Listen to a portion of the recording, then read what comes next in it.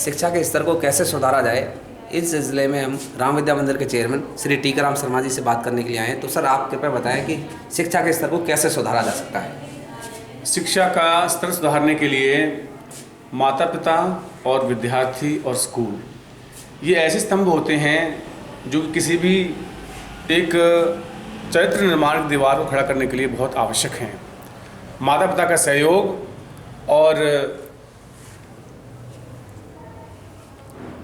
और अभिभावकों की जिम्मेदारी, ये दो ऐसे पिलर हैं जिनके आधार पर एक अच्छे भविष्य की नींव रखी जा सकती है। और जहाँ तक सवाल है आपने किया है कि शिक्षा का स्तर कैसे सुधारा जाए, तो शिक्षा का स्तर सुधारने के लिए हमें ऑल राउंड डेवलपमेंट थ्योरी की ओर ध्यान देना होगा। ऑल राउंड डेवलपमेंट का मतलब है बच्चे का शारीरिक, बच्चे का आध्यात्मिक, बच्चे का नैतिक और शारीरिक। यदि इन सभी का विकास होगा तो बच्चा दिन दूनी रात चौगुनी उन्नति करेगा, न केवल अपने अध्ययन के क्षेत्र में बल्कि अपने चरित्र के क्षेत्र में, अपने खेल कूद के क्षेत्र में भी वो उन्नति कर सकता है। इसलिए हम ये चाहते हैं कि अभिभावकगण और जो स्कूल के जो अध्यापक हैं वो दो ऐसे पिलर हैं जिन पर अच्छे भविष्य की नींव रखी जा सकती है। और इसके साथ साथ आजकल शारीरिक तनाव बहुत ज़्यादा है, मानसिक तनाव बहुत ज़्यादा है।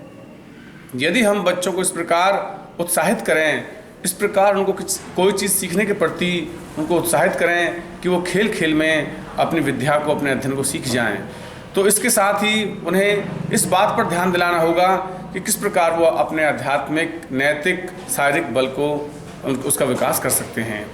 और रही बात शारीरिक शिक्षा स्तर को सुधारने के लिए हमारा प्रयास सराहनीय है कि हमने अपने विद्यालय में न केवल योग शिक्षा बल्कि उनको खेल कूद का भी उनका पूरा ध्यान रखा गया है।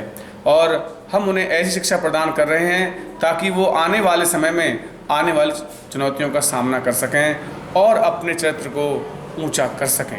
धन्यवाद। अच्छा सर, हम आज का युवा और आज का छात्र नैतिक शिक्षा को भूलता जा रहा है, अपने मौलिक अधिकारों को भूलता जा रहा है, तो इसके लिए कहाँ तक पेरेंट्स जिम्मेवार है, कहाँ तक स्कूल प्रशासन जिम्मेवार है और कहाँ तक सरकार जिम्मेवार है?